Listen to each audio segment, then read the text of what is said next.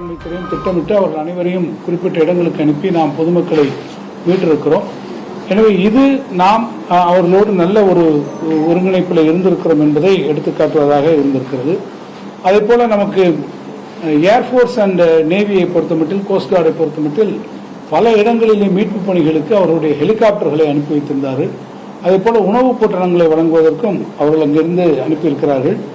இன்னும் கூட அதை நான் குறிப்பிட்டு சொல்ல வேண்டும் என்று சொன்னால், ஒரு 7 டன் உணவுப் பொருள்களை பல இடங்களிலே நமக்கு ஏர் டிராப் செய்வதற்கு இந்த ஹெலிகாப்டர்களை ஈடுபடுத்துவதற்கு நாம் அவர்களோடு இருந்து நாம் பணியாற்றியிருக்கிறோம்.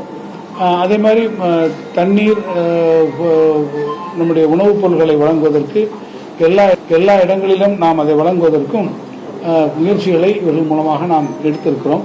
குறிப்பாக இந்த ட்ரெயின் சர்வீசஸ் அதை பற்றி நீங்கள் கூட பார்த்துருப்பீங்க. இந்த பல இடங்களில் இந்த ட்ரெயின் சர்வீசஸ் நின்றுருக்கு. நம்முடைய மாவட்டத்தை பொறுத்த மட்டும் பார்த்தீங்கன்னா 17ஆம் தேதி ஞாயிற்றுக்கிழமை காலை 9 மணிக்கே பார்த்தீங்கன்னா இந்த மாதிரியான ஒரு அதி கனமழை வாய்ப்பு இருக்கிறது என்று சொல்லி திருவனந்தபுரம் மற்றும் மதுரையில் இருக்கக்கூடிய 2 டிஆர்எம்களுக்கும் நம்முடைய மாவட்ட ஆட்சித்தலைவர்கள் முன்கூட்டியே தகவல் அனுப்பியிருந்தார். ஆனால் அன்றைய தினமே பார்த்தீங்கன்னா ஒரு 11 மணி 20 நிமிஷத்துக்கு நம்முடைய மாவட்ட ஆட்சித்தலைவருக்கு மதுரை டிஆர்எம் இடத்திலிருந்து ஒரு செய்தி வருகிறது.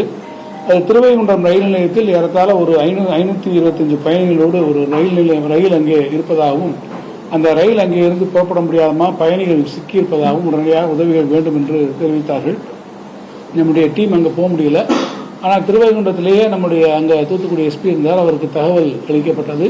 அதே போல பேரிடர் மாநில கட்டுப்பாட்டு மையத்துக்கும் தகவல் அளிக்கப்பட்டது.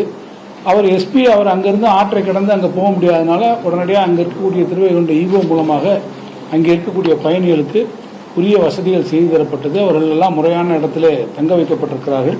அதே போல மணியாட்சியில் இருந்தக்கூடிய அந்த பயணிகளுக்கு ரெஸ்கியூக்கு அப்புறம் கவுன்சிலிங் கொடுக்கக்கூடிய அதையும் நம்முடைய ஹெல்த் டிபார்ட்மெண்ட் அவங்களோட பார்த்துருக்கிறாங்க.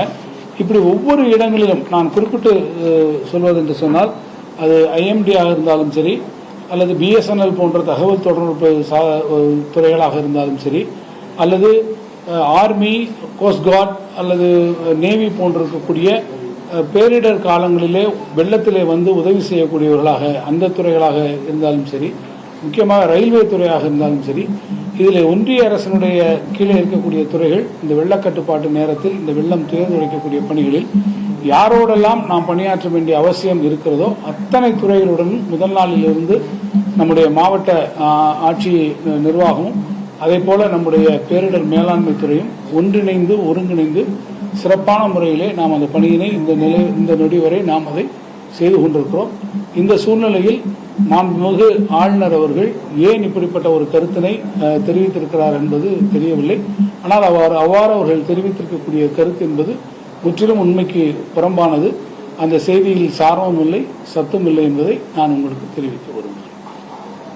முன்னெச்சரிக்கை நடவடிக்கையில தமிழக அரசு ஜீரோ அப்படின்னு அண்ணாமலை பேட்டி அரசியல் சார், ஜீரோன்னு சொல்றதுக்கு எனக்கு நீங்க இத்தனை பேர் களத்தில் இருக்கிறோம், இவ்வளவு பேருக்கு ஆபீசர்ஸ் இருக்கிறோம், 3 நாட்களாக அத்தனை பேரோட போராடி கொண்டு இருக்கிறது.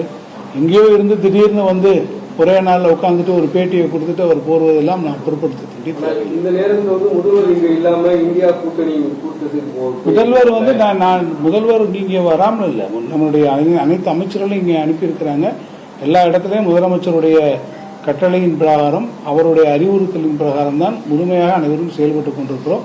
முதலமைச்சர் தேவையான நேரத்தில் நிச்சயமாக அவர்கள் இங்கே வருவார்கள். அவர் இங்கே என்னென்ன நடந்து கொண்டிருக்கிறது என்பதை நேரடியாக வாட்ச் பண்ணி கொண்டிருக்கிறார்கள். நேற்று கூட அவர் அங்கிருந்து காணொலி மூலமாக அனைவரிடத்திலும் எங்களிடத்திலெல்லாம் பேசியிருக்கிறார்கள். சம்பந்தப்பட்ட அனைத்து அலுவலருக்கும் முதலமைச்சர் நேரடியாக அறிவுரைகள் வழங்கிக் கொண்டிருக்கிறார்.